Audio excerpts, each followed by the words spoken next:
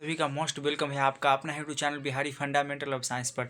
तो आज की इस क्लास में मैं आप सभी को क्लास 12 केमिस्ट्री के 35 ऐसे महत्वपूर्ण वीवी ऑब्जेक्टिव क्वेश्चन बताएंगे जो आपके एग्जाम में 100% इसी में से पूछेगा। तो इसलिए आप लोग वीडियो को शुरू से अंतिम तक देखिएगा। और आज के इस वीडियो में मैं आप सभी को कितना 5 से 10 नंबर कंप्लीट करवा देंगे, मिनिमम 10 नंबर आप लोग को कंप्लीट करवा देंगे मात्र 35 ऑब्जेक्टिव क्वेश्चन में। तो आप लोग वीडियो को शुरू से अंतिम तक देखिएगा और चैनल पर नया है तो चैनल को सब्सक्राइब करें। और व्हाट्सअप ग्रुप में ना जुड़े हैं तो आप लोग इस नंबर पर कॉन्टैक्ट करेंगे तो आप लोग को व्हाट्सएप ग्रुप में जोड़ दिया जाएगा या लिंक डिस्क्रिप्शन में दिया गया तो आप लोग उसमें भी से क्लिक करके जुड़ सकते हैं। और पीडीएफ नोट्स ना लिए तो आप लोग को फ्री पीडीएफ नोट्स इस चैनल पर दिया जाता है। फ्री पीडीएफ नोट्स आप लोग से 1 रुपया भी चार्ज नहीं लिया जाता है और आप लोग को फ्री में पीडीएफ नोट्स दिया जाता है। आप लोग को फ्री में नोट्स और पीडीएफ दिया जाता है वायरल क्वेश्चन का, जो कि आपके एग्जाम में 100% लगता है। तो आप लोग फ्री में पीडीएफ नोट्स पा सकते हैं, फ्री में पीडीएफ नोट्स आप लोग ले सकते हैं। तो चलिए वीडियो पे पहला क्वेश्चन है, क्वेश्चन की तरफ चलते हैं।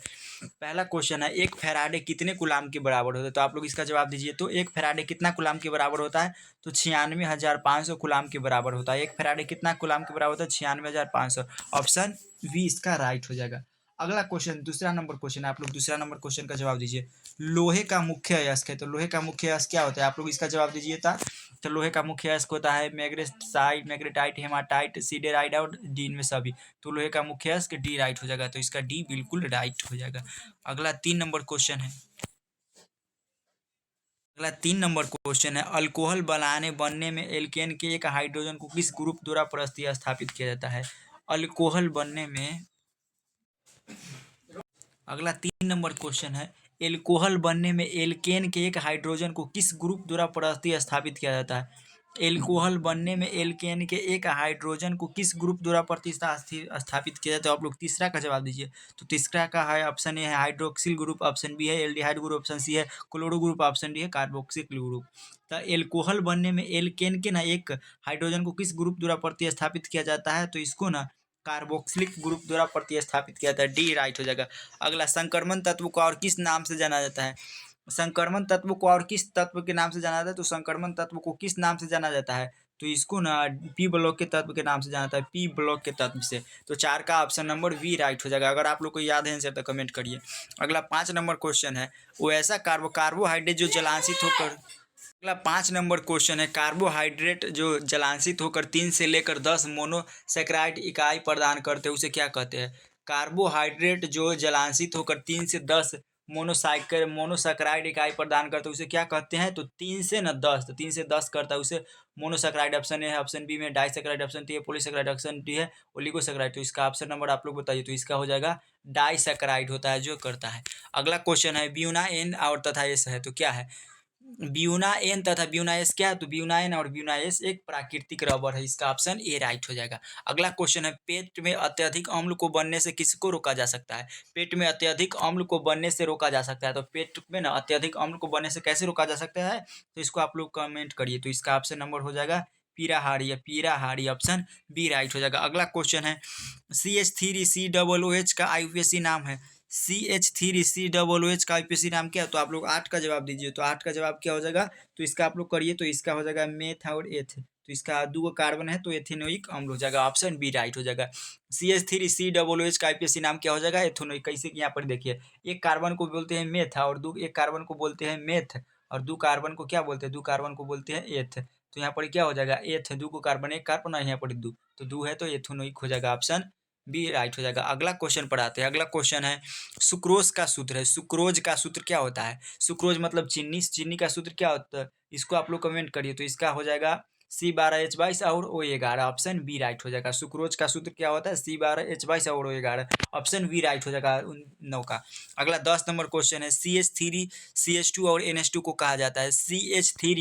CH3CH2 और NH2 को क्या कहा जाता है? तो इसको कार्बन की संख्या इसमें गिनिए। तो इसमें कार्बन की संख्या क्या गो है? 1 2 और 2 गो है तो मेथ एथ। तो एथाइन और यहाँ पर लास्ट में एमीन है तो एथाइल एमीन हो जाएगा। इसका ऑप्शन नंबर ए राइट हो जाएगा। इसका ऑप्शन नंबर ए राइट हो जाएगा, एथाइल एमीन हो जाएगा, एथाइल एमीन। अगला क्वेश्चन पर आते हैं। अगला क्वेश्चन है, आवर्त सारणी के ग्रुप के तत्वों को जाना जाता है। आवर्त सारणी के ग्रुप के तत्वों को जाना जाता है। तो आवर्त सारणी के ग्रुप के तत्वों को किस नाम से जाना जाता है? तो क्षारीय धातु या क्षारीय भूमिज धातु, क्षारीय भूमिज धातु के नाम से, ऑप्शन सी राइट। अगला क्वेश्चन पर आते हैं, एक विधि जिसमें किसी धात्विक अयस्क को हवा की अधिकता में गर्म करते उसे क्या कहते हैं? तो हवा की अधिकता में गर्म करते तो उसको क्या कहते हैं? उसको भर्जन कहते हैं या निस्तापन या प्रगलन या सभी, तो इसको निस्तापन कहते हैं। अगला क्वेश्चन है, कॉपर धातु का शोधन निम्नलिखित में किस विधि द्वारा किया जाता है? कॉपर धातु का शोधन निम्नलिखित में किस विधि द्वारा किया जाता है? 13 का जवाब दीजिए। तो कॉपर धातु का शोधन निम्नलिखित में किस विधि द्वारा किया जाता है?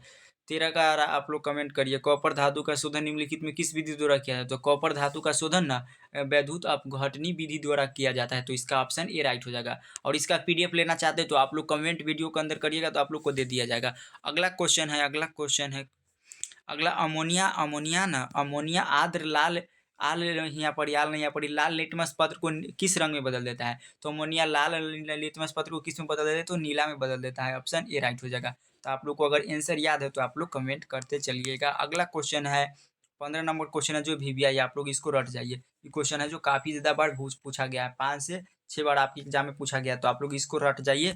आप लोग को आज एक गाना भी सुनाएंगे लास्ट में, तो आप लोग वीडियो को शुरू से अंतिम तक देखिएगा। पहला है उजला और पीला फास्फोरस है, तो उजला और पीला फास्फोरस क्या होता है? आप लोग इसको कमेंट करिए। तो उजला और पीला फास्फोरस अप्रूफ होता है, तो इसका अप्रूफ हो जाएगा। ऑप्शन नंबर ए राइट हो जाएगा। अगला क्वेश्चन है, नाइट्रिक अम्ल तैयार किया जाता है। 16 क्वेश्चन का आप लोग जवाब दीजिए। नाइट्रिक अम्ल तैयार कैसे किया जाता है? तो नाइट्रिक अम्ल को कैसे तैयार किया जाता है? तो अष्टवाल विधि के द्वारा, अष्टवाल।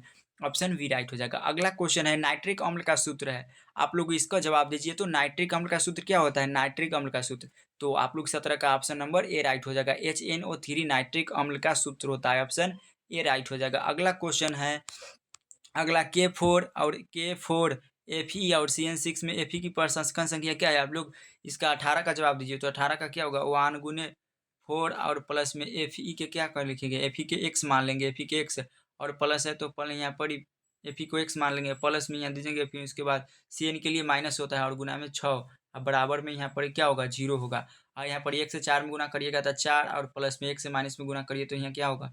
माइनस में x हो जाएगा। यहाँ पर कितना होगा? यहाँ पर ही प्लस होगा, यहाँ पर ही x और यहाँ पर ही प्लस होगा। यहाँ पर ही 1 से गुना माइनस करिएगा तो माइनस में 6 होगा, और इसको उधर जाएगा तो क्या होगा? प्लस में 6 होगा। और 4 में से 6 में से ना 4 को घटाइएगा तो कितना होगा? 2, और x के मान कितना आ जाएगा? 2 आ जाएगा। तो इसका ऑप्शन नंबर ए राइट हो जाएगा। अगला क्वेश्चन है, K3Fe और CN6 का एक है, तो क्या है? K3Fe CN6 क्या है? तो आप लोग इसका जवाब दीजिए। 19 नंबर क्वेश्चन दीजिए, K3Fe क्या है? तो 19 का जवाब दीजिए। तो ये हो जाएगा उप सह संयोजक यौगिक, उप सह संयोजक यौगिक। ऑप्शन बी राइट हो जाएगा 19 का। अगला क्वेश्चन है 19 का हो गया, PCl5 क्या है? तो PCl5 एक है, तो PCl5 एक क्या है? ऑप्शन ए है ऑक्सीकारक, ऑप्शन बी अपकारक, ऑप्शन सी ऑक्सीकारक एवं अपकारक दोनों, ऑप्शन डी इनमें से कोई नहीं। तो PCl5 क्या है? तो PCl5 एक ऑक्सीकारक है। ऑप्शन ए बिल्कुल राइट होगा। अगला क्वेश्चन में आते हैं, NH3 में N का प्रसंस्करण है। NH3 में N का संकरण क्या है? तो N का संकरण क्या है? अमोनिया का। अमोनिया का NH3 में अमोनिया का प्रसंस्करण क्या होता है? तो अमोनिया का परमाणु संख्या कितना होता है? नाइट्रोजन का परमाणु संख्या 7 होता है, और लास्ट में क्या गो होता है? तो लास्ट में ना 4 गो होता है। तो यहाँ पर ये एगो H हो जाएगा, उसके बाद यहाँ पर ये एगो H हो जाएगा, उसके बाद एक यहाँ पर H हो जाएगा, यहाँ पर हटाइए दीजिए, चारों बगल रहेगा, और यहाँ पर ये गो बच जाएगा। तो कई गो प्रसंस्करण होगा? 1 2 3, तो sp3 इसका हो जाएगा राइट, sp3 होगा। एक पाई और एक बॉन्ड, एक पाई और एक किलोमीटर sp3। अगला क्वेश्चन है 22 नंबर क्वेश्चन है, ओलियम में H2SO4 के साथ और कौन सा अवयव उपस्थित रहता है? ओलियम में H2SO4 के साथ कौन सा अवयव उपस्थित रहता है? तो आप लोग 22 का जवाब दीजिए। ओलियम में H2SO4 के साथ और कौन सा अवयव उपस्थित रहता है? तो 22 का हो जाएगा sulphur dioxide. Option A right होगा। अगला क्वेश्चन है, निम्नलिखित में कौन सी गैस जल पर एकत्रित नहीं किया जा सकता है? निम्नलिखित में कौन सी गैस जल पर एकत्रित नहीं किया जा सकता है? तो किसको जल पर एकत्रित नहीं कर सकते? तो सल्फर डाइऑक्साइड को ना जल पर एकत्रित नहीं कर सकते हैं। ऑप्शन बी, ऑप्शन इसका सी राइट हो जाएगा। मतलब सल्फर डाइऑक्साइड को हम लोग जल पर एकत्रित नहीं कर सकते। अगला 24 नंबर क्वेश्चन है, निम्नलिखित में कौन सी गैस एकल परमाणिक है? निम्नलिखित में कौन सी गैस एकल परमाणिक है? 24 का जवाब दीजिए। निम्नलिखित में कौन सी गैस एकल परमाणिक है? तो कौन है जो एकल परमाणिक है? तो आप लोग इसका जवाब दीजिए। तो इसका ऑप्शन ए है क्लोरीन, ऑप्शन बी है हीलियम, ऑप्शन सी है नाइट्रोजन, ऑप्शन डी है ऑक्सीजन। तो निम्नलिखित में कौन सी गैस एकल परमाणिक है? आप लोग 24 का कमेंट करिए, आप लोग 24 के कमेंट करके बताइए, होमवर्क है आप लोगों के लिए। निम्नलिखित में कौन सी गैस एकल परमाणिक है? तो ये क्वेश्चन का आप लोग जवाब दीजिए। और अगला है 25 नंबर क्वेश्चन, नाइट्रोजन और ऑक्सीजन है। तो नाइट्रोजन और ऑक्सीजन क्या है? आप लोग जवाब दीजिए। नाइट्रोजन और ऑक्सीजन क्या है? 25 का जवाब आप लोग दीजिए। तो नाइट्रोजन ऑक्सीजन क्या है? 25 का जवाब आप लोग दीजिए। नाइट्रोजन ऑक्सीजन क्या है? तो नाइट्रोजन और ऑक्सीजन एक अधातु है, अधातु। ऑप्शन इसका बी राइट हो जाएगा, ऑप्शन बी राइट हो जाएगा, अधातु है। एक मिनट। अगला है क्वेश्चन, पॉलीथीन क्या है? पॉलीथीन एक है, तो पॉलीथीन एक क्या है? पॉलीथीन। तो पॉलीथीन क्या है? पॉलीथीन एक बहुलक है, तो किसका बहुलक होता है? पॉलीथीन। ईथीन का होता है पॉलीथीन। ऑप्शन बी राइट हो जाएगा। अगला क्वेश्चन है, ज्वर को कम करने के लिए उपयोगी दवा को क्या कहते हैं? ज्वर को कम करने के लिए उपयोगी दवा को क्या कहते हैं? तो ज्वरनाशी कहते हैं। ज्वर को कम करने के लिए उपयोगी दवा को हम लोग ज्वरनाशी कहते हैं। अगला क्वेश्चन है, अल्कोहल का क्रियाशीलक समूह है। अल्कोहल का क्रियाशील मूलक क्या है? तो OH होता है। अल्कोहल का क्रियाशील मूलक OH होता है, और इसका डी राइट हो जाएगा। अगला क्वेश्चन है, हीलियम का सूत्र है। हीलियम का सूत्र है, तो हीलियम का सूत्र क्या होता है? आप लोग जवाब दीजिए। हीलियम का सूत्र, तो हीलियम का सूत्र He होता है। हीलियम का सूत्र He होता है, और लिथियम का सूत्र Li होता है, और लेड का सूत्र Pb होता है। तो आप लोग इसको याद जरूर करिएगा। उसके बाद है, विलयन के अनुसंख्यक गुणधर्म का उदाहरण है।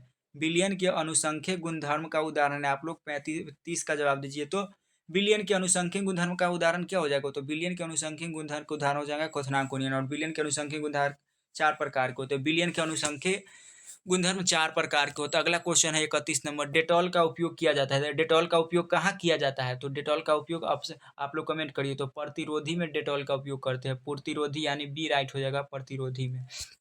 अगला है क्वेश्चन, H2SO4 एक है, तो H2SO4 एक क्या है? सल्फ्यूरिक अम्ल क्या है? तो सल्फ्यूरिक अम्ल क्या है? तो यह एक द्विभाषमिक अम्ल हो जाएगा। ऑप्शन ए इसका बिल्कुल राइट हो जाएगा। अगला 33 नंबर क्वेश्चन है, CH4 में ना सिग्मा बॉन्ड की संख्या है। मतलब CH4 में सिग्मा बॉन्ड की संख्या क्या है? तो इसको पूछ रहा है कमेंट करने के लिए। तो इसको चलिए देखते हैं। तो कार्बन की परमाणु संख्या कितना होते हैं? 6 होते हैं। और इसका 72 कक्षा में इलेक्ट्रॉन की संख्या कितना होती है? तो 4 गो होती है। तो इसको कार्बन एक हो गया, यहाँ पर एक हाइड्रोजन जुड़ेगा, यहाँ पर एक हाइड्रोजन जुड़ेगा, उसके बाद यहाँ पर एक हाइड्रोजन जुड़ेगा। तो 4 गो है। तो यहाँ पर एक पाई और एक बॉन्ड, एक पाई और एक बॉन्ड, एक पाई और एक बॉन्ड। तो इसमें सिग्मा में पाई बॉन्ड की संख्या कितना हो जाएगा? 4 गो हो जाएगा। Option A right. अगला क्वेश्चन है, आवर्त सारणी के द्वितीय आवर्त में संख्या कितना होता है? आवर्त सारणी के द्वितीय आवर्त में तत्वों की संख्या, तो आवर्त सारणी के द्वितीय आवर्त में तत्वों की संख्या 8 होता है, और प्रथम में 2 होता है, और तृतीय में 18, और फोर्थ में 32 होता है। तो इसको आप लोग जरूर याद करिए। उसके बाद है, शुद्ध जल का पीएच मान होता है। शुद्ध जल का पीएच मान क्या होता है? शुद्ध जल का पीएच मान 7 होता है। तो आज के इस क्लास में मैं आप सभी को कितना, मात्र 35 क्वेश्चन बताए। आप लोग को इस क्लास में मात्र 35 क्वेश्चन बताया, और आप लोग 35 में से कितना सही किया आप लोग कमेंट करके जरूर बताइए। और आप लोग को चैनल को सब्सक्राइब कर दीजिए। तो आप लोग को अब एक शायरी सुनाते हैं, तो आप लोग ध्यान से सुनिएगा। कर मेहनत बढ़ागे तू इतना, न तो होगा खेद। कर मेहनत बढ़ागे तू इतना, न तो होगा खेद। अगर वह मिल ही जाएगी तो क्या दे देगी। तो आप लोग इस शायरी को समझ सकते हैं। तो कैसा लगा? और आप लोग को कोई डाउट हो तो आप लोग इस पर कमेंट करके जरूर पूछ सकते हैं। तो मिलते हैं नेक्स्ट वीडियो में, तब तक के लिए जय हिंद, वंदे मातरम।